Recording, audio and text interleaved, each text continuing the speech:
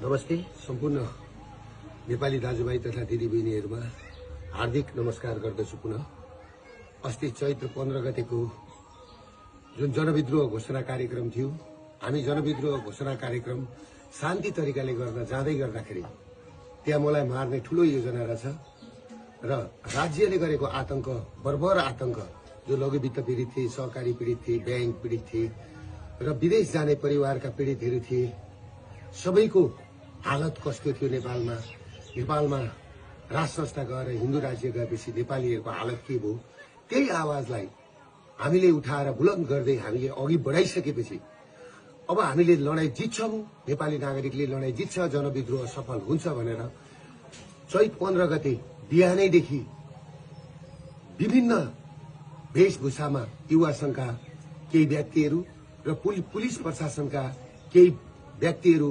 Civil ड्रेसमा हात हतियार सहित गएर अर्काको घरमा चढेर बिहानैदेखि घर कब्जा गरेर जुन घटना पुलिस प्रशासनले घटायो र हामी कार्यक्रम स्थल 1:30 बजे पुग्दै गर्दाखेरि कार्यक्रम स्थल पुग्नुभन्दा 15 मिनेट अगाडि नै हामी जहाँ स्टेज बनायौं, हामीले त्यत्रो खर्च गरेर शान्तिपूर्ण प्रदर्शन गर्ने भनेर हाम्रा पाहुनाहरू हामीलाई स्टेजै पुग्न नदिकिन बाटैबाट गोली हानेर चाहिँ नि लखेट्न थालेपछि, टियर ग्यास हान्न थालेपछि त्यस पछाडि हामी अघि बढ्नु पर्यो। म किन अघि बढेको भने सम्पूर्ण प्रहरी जवानलाई लागेको होला। म प्रहरीलाई जति माया गर्ने मान्छे म कोही छैन र दिन दुखीलाई माया गर्ने मान्छे म जतिको कोही छैन। प्रहरीलाई लाग्यो होला दुर्गा प्रसादले पेलो भनेर, तर मैले त्यहाँ पुग्दाखेरि के सुरागी पाएँ भन्दाखेरि त्यहाँ माथि छतमा साफसुतरहरू बसेर मलाई टार्गेट बनाएको भन्ने मैले बुझिसकेको थिएँ। र अर्को कुरो के थियो भन्दाखेरि मेरो कानको छेउबाट गोली गयो। तिनकुनेमा पुग्दाखेरि, मेन ठाउँमा पुग्दाखेरि, स्टेजको छेउमा पुग्दा र म त्यस पछाडि मैले कुरो बुझिसकेपछि मेरो कानको छेउबाट गोली पनि गयो। फेरि अर्को कुरा के भन्दाखेरि तपाईहरुको मेरै गाडीमा आएर टियर ग्यास खसिसकेपछि त्यस पछाडि म उत्रेर मेरो ड्राइभरलाई निकालेर म आफै गाडी चलाएर यिनीहरूले मलाई मार्दै रहेछन् र यिनीहरूले मलाई कि त थुन्नु पर्यो, गुन्जालो पेरुको गुन्जालो बनाउने, या त बनाएर मलाई कि त थुन्नु पर्यो कि त मार्ने षड्यन्त्र गरेको मैले बुझिसकेपछि मेरो अन्त काहीँ उपाय नभएर म पुलिसको ब्यारिकेड तोडेर सुरक्षित स्थलतिर म पुगेको थिएँ र म पुगेको हुँ र मैले पुलिसलाई चित्त दुखाउने काम मैले गरेका छैन। आम सर्वसाधारणलाई म के भन्छु भने तपाईहरुले देख्नु भएको छ राज्य आतंक कसरी अघि बढिरहेछ। किनभने माओवादीको उसमा चाहिँ 3000 जति मान्छे आए अनि मान्छे आएनन् भनेर हाम्रा मान्छे बढी हुन्छन्। काठमाडौँमा हाम्रो त्यो दिन मान्छे 5 लाख मान्छे उत्रिदै थिए। हाम्रो पलङ्कीको मास आउन दिएन, हाम्रो गौशालाको मास आउन दिएन, हाम्रो बसपाको मास आउन दिएन। सबै जुलुसलाई बाटोमै रोकेर सुरुमै कार्यक्रम स्थल हामी पुग्नुभन्दा 15 मिनेट अगाडिदेखि नै रणभूमि जस्तो बनाएको थियो। त्यसले गर्दाखेरि कुन नेपाली दाजुभाइ दिदीबहिनीहरूको आँखाबाट आँसु झर्दैन, कसको ब्लड खुन ताप्दैन।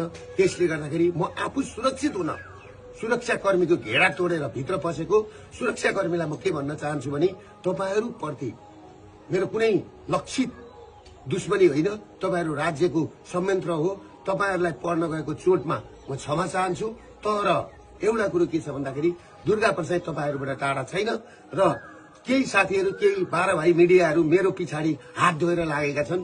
यिनीहरु भनेको क्रिस्चियनको पैसा खाएर, युएसआईडी को पैसा खाएर, युरोपियन युनियनको पैसा खाएर आज देश तहस नहस बनाएको छ र केही मारवाडी तस्करहरू र 12 भाइ मिडियाहरु जुन तरिकाले लागेका छन् सोशल मिडियामा बोल्ने बुद्धिजीवी दाजुभाइ दिदीबहिनीहरूलाई, सबै बुद्धिजीवी विज्ञ वर्गहरूलाई म के भन्छु भने यो नागरिक विद्रोहलाई सफल पार्न सबैजना सहयोग गरिदिनुहोस्। म भागेको छुइनँ, म भाग्दिन। पुलिस प्रशासनले मलाई खोज्नु पर्दैन, किनभने मलाई गुन्जालो बनाएर यो आन्दोलन दबाउने कोसिस गरिएको छ।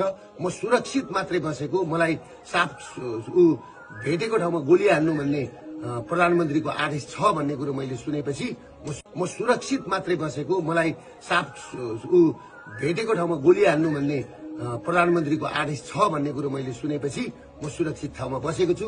म भागेको छुइनँ। म नेपाल र नेपाली छोडेर म भाग्दिन। म भाग्नलाई जन्मेको होइन, म झुक्नलाई जन्मेको होइन, बरु म मर्छु तर तपाईहरुको अगाडि मर्छु। त्यसले गर्दाखेरि तपाईहरु के बुझ्दिनुस् भने सम्पूर्ण नेपाली नागरिकलाई त्यो घटना कसरी भएको छ, पत्रकारलाई आगो कसरी लगाइएको छ, त्यो घरमाथि कसरी बिहानैदेखि गएर चाहिँ नि पुलिस र सुरक्षाकर्मीहरू चढेका छन्।